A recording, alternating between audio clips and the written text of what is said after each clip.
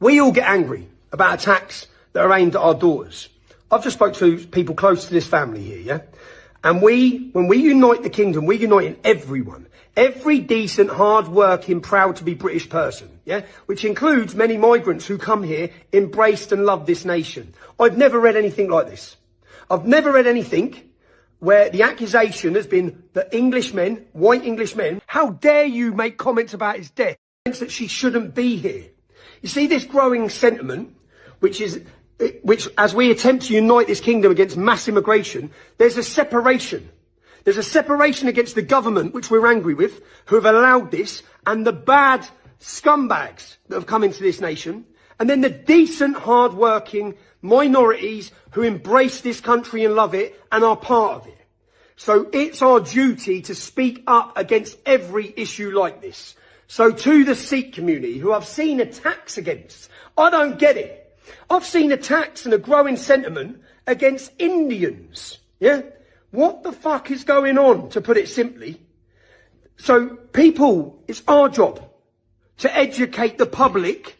There is a problem with sections who have come in here and declare war on it, but to allow a growing sentiment against the decent migrants that come here and embrace this nation can never be allowed. And tomorrow, when we go to London, we are uniting everyone who loves Great Britain.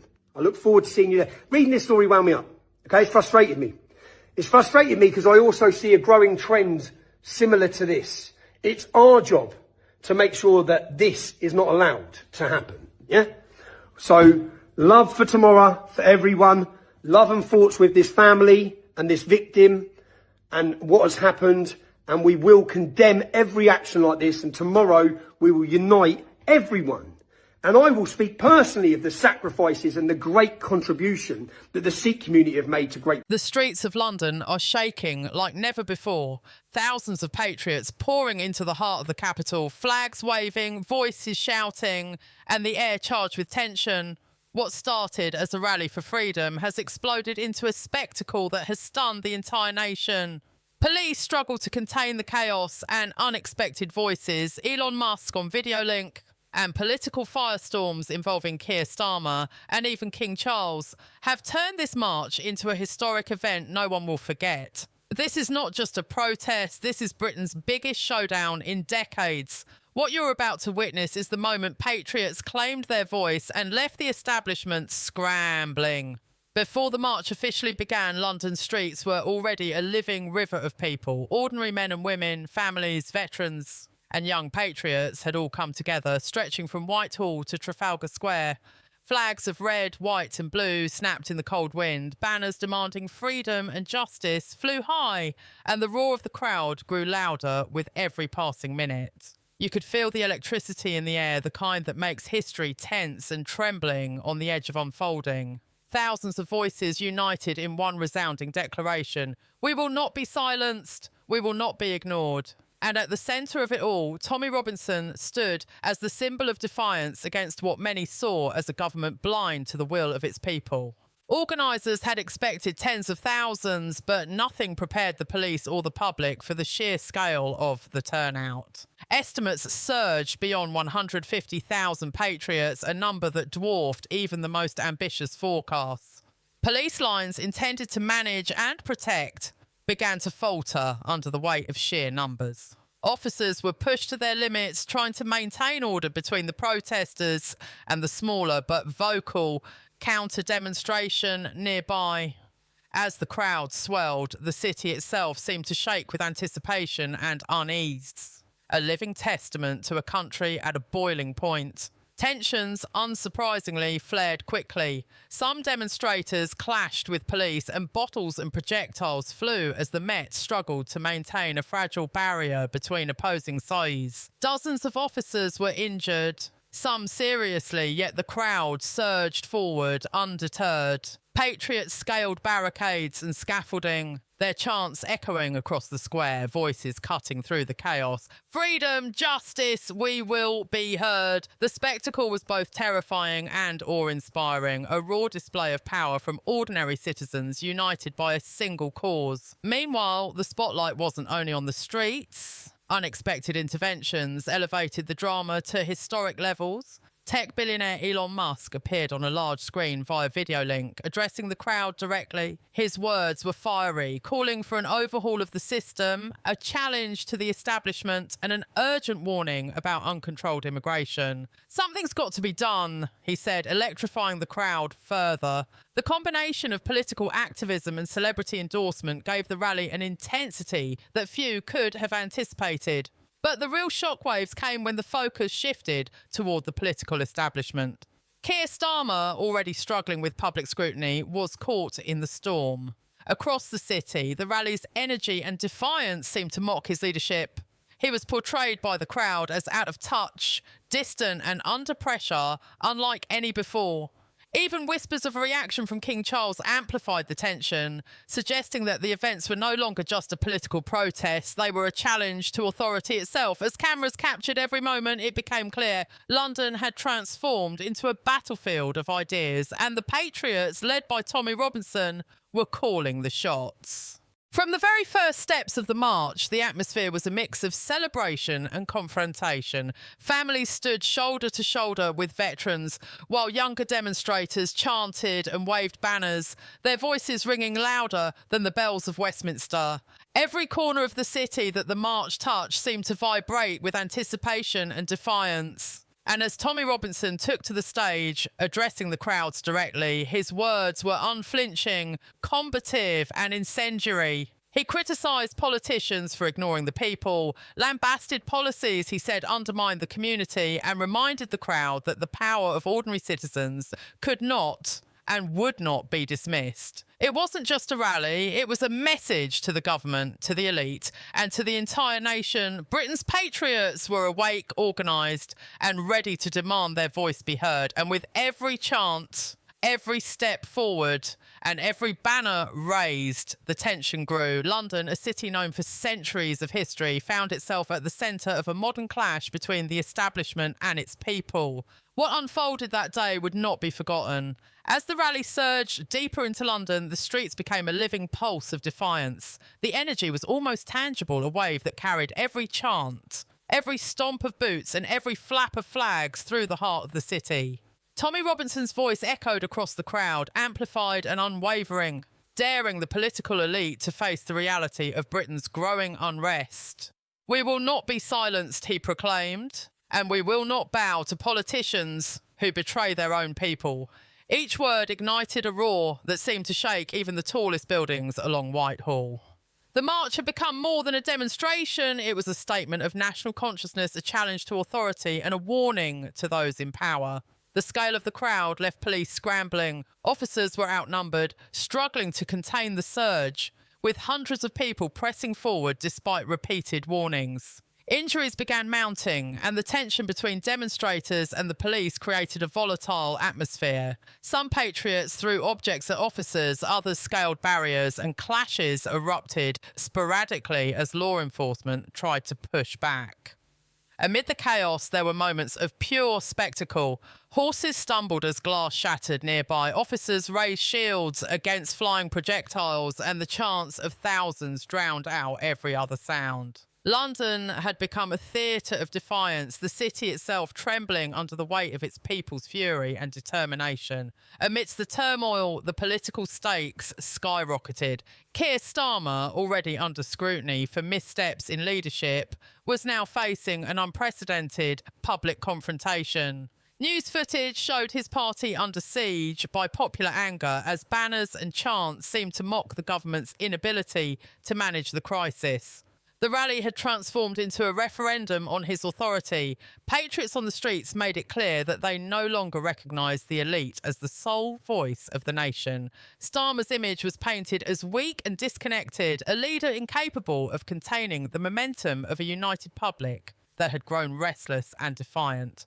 The symbolic power of thousands of ordinary citizens marching through London was a direct challenge to the establishment. Adding fuel to the fire, Elon Musk's surprise video link had sent shockwaves across the city and the political spectrum. Speaking directly to the crowds, he criticised the government for its failure to control migration and its disregard for the will of the people. Musk's words were incendiary and precise. The people demand accountability. The system has failed. Change is not optional, it is necessary. His involvement transformed the rally from a national protest into an international spectacle. The world watched as London, the historic seat of power, became the stage for a confrontation between ordinary citizens, the elite, and a billionaire voice that few expected to see addressing a street protest. Meanwhile, the presence of King Charles, or rather the reactions and murmurs surrounding the monarchy, added an almost surreal layer to the unfolding drama. The rally's sheer intensity, its scale, and the defiant tone of Robinson's speeches forced the royal family into the national conversation. Even whispers of royal concern or commentary amplified the tension, making it clear that this march was not merely a protest but a seismic political event. The British establishment, long accustomed to order and protocol, now faced the unpredictable chaos of a massive, impassioned public asserting itself in ways that no institution could ignore. Back on the streets, the crowd pressed forward and Robinson continued to speak with unrelenting fervour. He criticised policies that he claimed undermined the British people, lambasted political hypocrisy and directly confronted the narrative pushed by Starmer and his allies. "You speak of fairness and equality," he shouted, "but ignore the rights and voices of those who built this nation. We are here to remind you, your power comes from the people, and the people demand to be heard." The crowd erupted, the sound reverberating like a rolling thunderstorm across London. Each chant, each banner, and each step forward sent a clear signal the establishment could not contain this surge, no matter how many barricades or lines of police were placed in their way. As the rally progressed, sporadic clashes with counter-protesters heightened the tension. Stand Up to Racism supporters tried to assert their presence, but they were dwarfed by the overwhelming numbers and energy of Robinson's supporters. Attempts by police to separate the groups led to violent scuffles, and the chaos spilled across streets and squares, forcing officers to react with increasing intensity. The situation was raw, unpredictable and dangerous. But for many patriots, that was exactly the point. This was their moment to reclaim a city they felt had been forgotten by those in power. The day's events had already captured the attention of national media and millions watching online. Footage of patriots marching shoulder to shoulder, waving flags, chanting slogans and facing down police lines became symbolic of a new Britain rising. It was a spectacle of scale, courage and defiance, the kind that few in modern history had witnessed firsthand. And as the rally continued, it became clear that the confrontation was not only between the crowd and the authorities, but between two visions of Britain itself, one shaped by elite control, bureaucracy and compromise, and the other fueled by raw patriotism, defiance and a relentless demand for accountability. London was unrecognisable. Streets once familiar had become arenas of defiance and confrontation. The sheer force of thousands of patriots moving as one had transformed the capital into a living, breathing statement of popular will. Tommy Robinson's speeches reverberated through the air, sharp and relentless, as he held no punches for the political elite. Each word he spoke was a challenge aimed squarely at the establishment, at Keir Starmer, and at any figure who seemed disconnected from the people's voice. "You cannot silence us," Robinson shouted. "You cannot hide from us, and you will answer to us."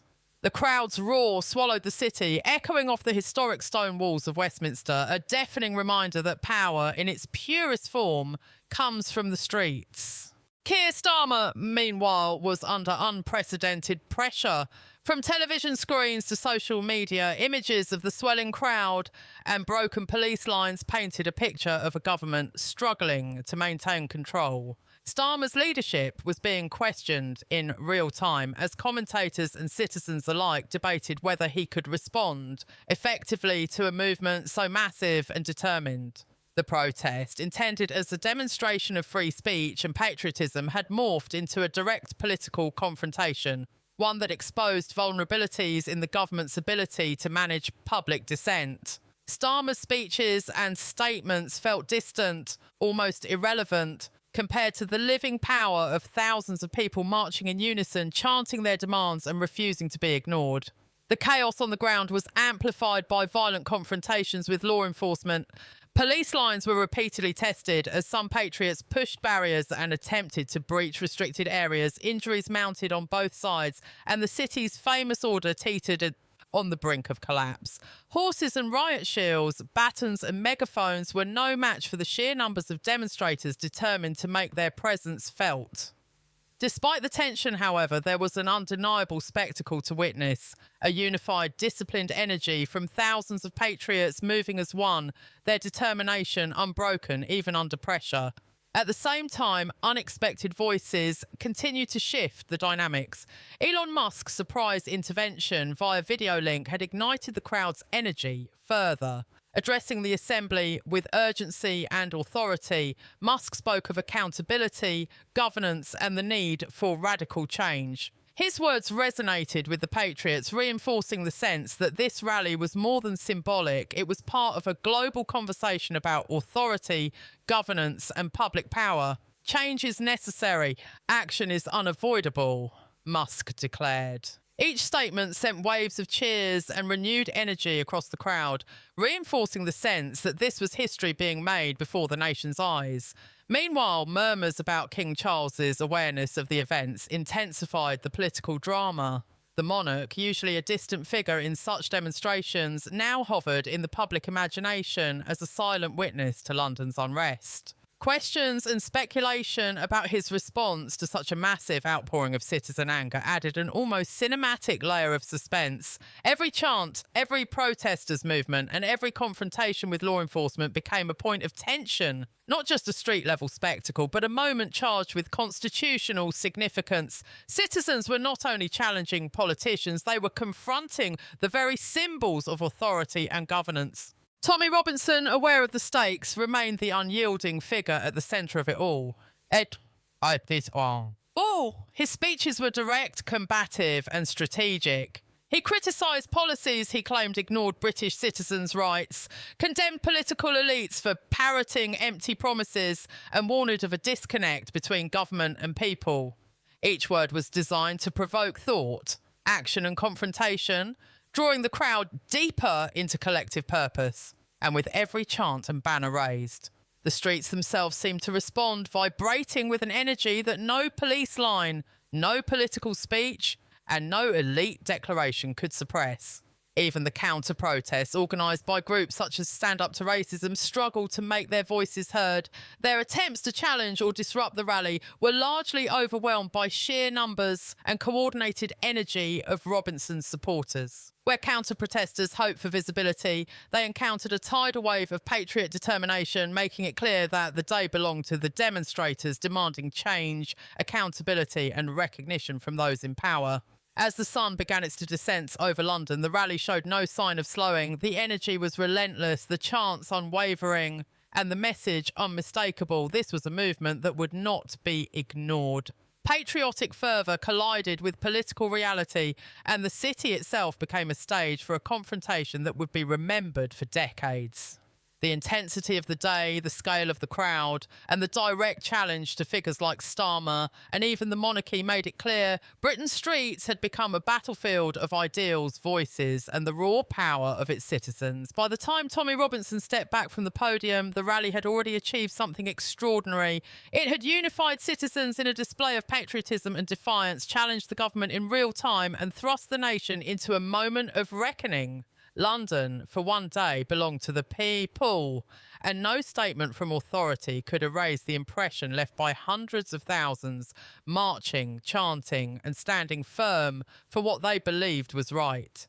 As evening fell over London, the chaos and energy of the day reached a fever pitch. The streets were still crowded with patriots, their voices echoing across the city like a thunderous wave, unbroken and unyielding.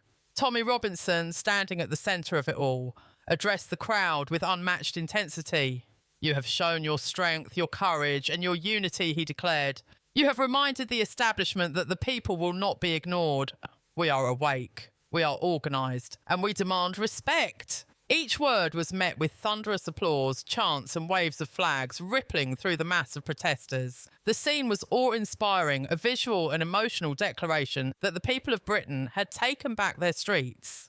Keir Starmer, meanwhile, faced an unprecedented storm across social media, news broadcast and live coverage. Images of the swelling crowd, confrontations with police and Robinson's speeches painted a stark picture of a government losing control. Starmer's attempts to assert authority felt distant and fragile compared to the energy on the streets. Citizens openly mocked the establishment, demanding answers, action and accountability. The contrast between the people's unity and the government's struggle created a narrative of crisis. A political leader under siege, unable to contain the surge of public defiance. For many watching, the rally was no longer just about protest. It was a historic confrontation that exposed the vulnerability of those in power. Even King Charles, traditionally a figure of ceremonial detachment, became part of the conversation. Whispers and speculation about the monarchy's response amplified the drama. Citizens debated what the royal family's stance might be as the massive tide of patriots marched past iconic landmarks, chanting, waving banners and confronting authorities. The historic significance of the event was impossible to ignore. London had become a stage where tradition, authority, and the will of the people collided, and the outcome would be remembered for generations. Every chant, every clash with police, and every moment of defiance was a message not just to Starmer, but to the entire political establishment. The intensity of the protests continued to escalate. Police lines were tested repeatedly, officers were injured, and barricades were breached. Yet the marchers pressed forward, unrelenting and united. The city itself seemed to pulse with their determination. Every corner, every street, every square was alive with energy, a testament to the power of ordinary citizens refusing to be silenced. And amidst the crowd, speeches and confrontations, Tommy Robinson's message was clear. This was not just a rally. This was a movement, a challenge to the system, and a reminder that authority derives its power from the people it governs. Elon Musk's video link had long since become a historic moment of its own. Addressing the crowd with the urgency of a world leader and the defiance of an outsider, Musk reinforced the rally's energy. Change is coming, he told the assembly, and the people will make it happen. His words amplified the significance of the march on an international scale, transforming a national protest into a global story. Citizens on the streets felt emboldened, seeing their voices echoed by a figure of influence and power, further reinforcing the idea that the movement could not be contained or ignored. The counter-protests, though persistent, had little impact against the overwhelming energy and numbers of Robinson's supporters. Stand Up to Racism and other opposition groups were largely sidelined, their presence overwhelmed by the tidal wave of patriotic fervour. The message from the streets was unmistakable. This was Britain asserting itself, demanding recognition and change, and challenging the elite's narrative of control. Every chant, every step, and every banner reinforced the idea that this rally was more than a protest. It was a statement of national will. By the end of the day, the scale of the event was undeniable. Hundreds of thousands had marched, confronted authority, and made their voices heard. Injuries, clashes, and chaos marked the intensity of the moment, yet the overarching story was one of unity, determination, and defiance. Tommy Robinson had transformed a rally into a historic spectacle. Starmer had faced an unprecedented public challenge, and the nation had witnessed the raw power of ordinary citizens asserting their influence over the political and cultural narrative. London would not be the same again. Streets that had once been ordinary were now forever etched in memory as the site of a national showdown, a day when the people demanded to be seen, heard, and recognised. Patriots had taken their stand, the establishment had been tested, and history had been made. The message was clear. When ordinary citizens unite with purpose, courage and conviction, no institution, politician or authority can ignore them. And as the city slowly quieted, the echoes of chants, the waving of banners and the roar of thousands lingered, reminding Britain that this was only the beginning of a movement that could reshape the nation. Thank you.